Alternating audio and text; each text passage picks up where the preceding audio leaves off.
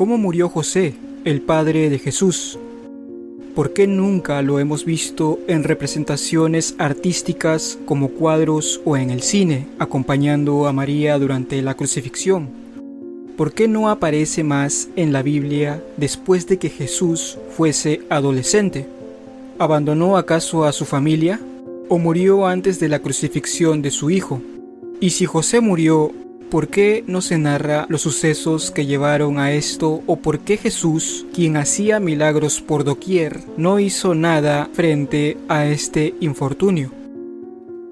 Se maneja muy poca información acerca de San José, el padre adoptivo de Jesús. Apenas y se lo menciona en los evangelios y es un personaje mudo.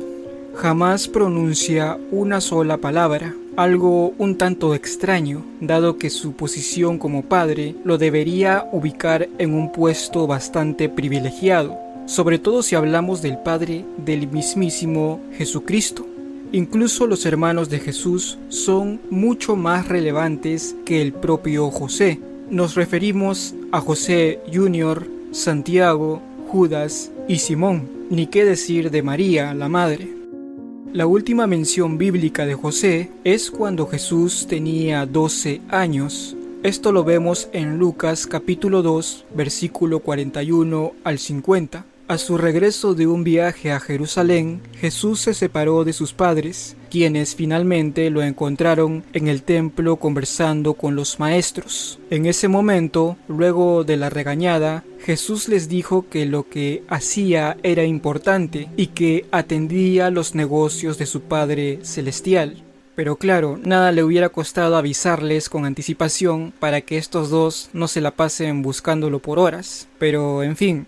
Se me hace irónico que luego de enfatizar lo de centrarse en las cosas referentes a su Padre Celestial, ya no se haga mención nunca más de su otro padre, el terrenal. Se cree o se pretende creer que José falleció antes de la crucifixión de Jesús, aunque el común de las personas ni siquiera se lo ha preguntado. Sin el protagonismo que se le debería dar en los evangelios, queda como alguien totalmente irrelevante más allá de la historia del nacimiento de Jesús, en donde él tuvo que tomar como esposa a María, aún sabiendo que ella esperaba un hijo que no era suyo. Dejó su honor de lado y aceptó este compromiso frente a una sociedad que, recordemos, ajusticiaba a las mujeres con métodos tan salvajes como el apedreamiento. En las bodas de Canaán, Jesús, ya adulto, convierte el agua en vino. Él está al lado de María, pero José brilla por su ausencia.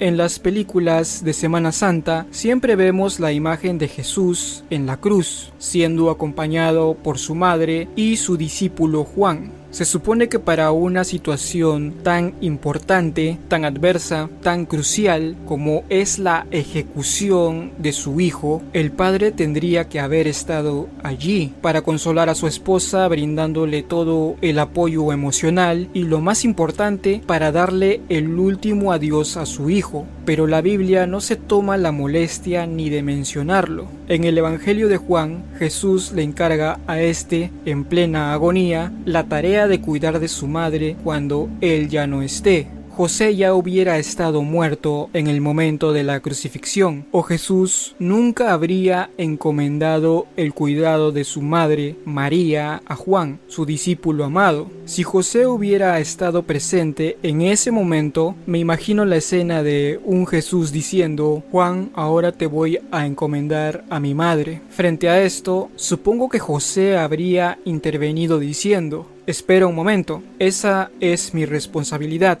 Según la tradición de la época, solo las viudas podían, legítimamente, ser puestas al cuidado de alguien ajeno a la familia más cercana. En muchas tradiciones, especialmente la católica, consideran que José murió en brazos de Jesús y María. Es una imagen muy bonita y esperanzadora, pero meramente especulativa, ya que no existe ningún tipo de registro que describa ese momento, ni siquiera en libros apócrifos. Esto ha motivado a la Iglesia Católica a nombrar a José el santo patrono de una muerte feliz.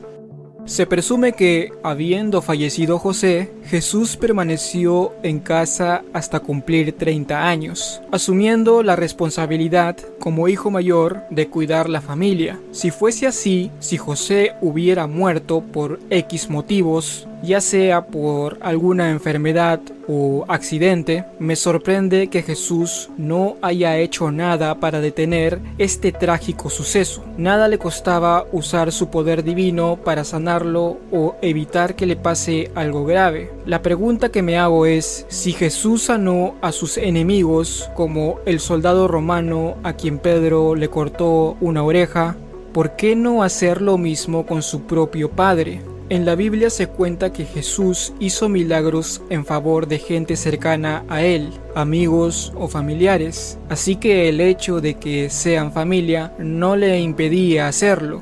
Y si nos ponemos en el caso de que a José le hubiera llegado la hora y fuera una decisión divina de llevárselo, ya saben eso de que Dios actúa de maneras misteriosas, que sus planes son perfectos y la partida de José era parte de ese gran plan, pues al menos por respeto o por consideración lo hubiera mencionado en la Biblia.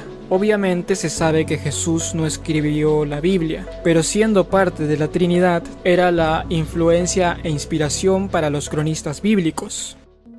Existe unos escritos de una monja católica con el don de la bilocación, que es el término utilizado para describir un fenómeno paranormal, sobrenatural o divino, mediante el cual una persona estaría ubicada en dos lugares diferentes al mismo tiempo. A muchos santos católicos se les atribuye este supuesto don mágico, incluido el peruano San Martín de Porras.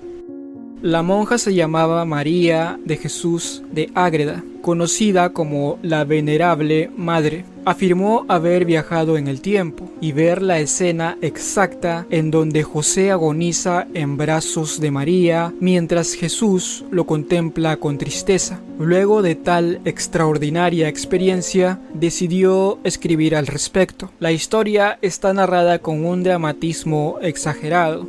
José dejó este mundo felizmente rodeado de su esposa e hijo más afectuoso de todo el universo. Oh bienaventurado José, que exhaló su último suspiro entre Jesús y María, concédeme la gracia, oh José, para que yo pueda respirar mi alma en alabanza en espíritu, si no puedo hacerlo de palabra. Jesús, María y José, os doy mi corazón y el alma mía. Amén.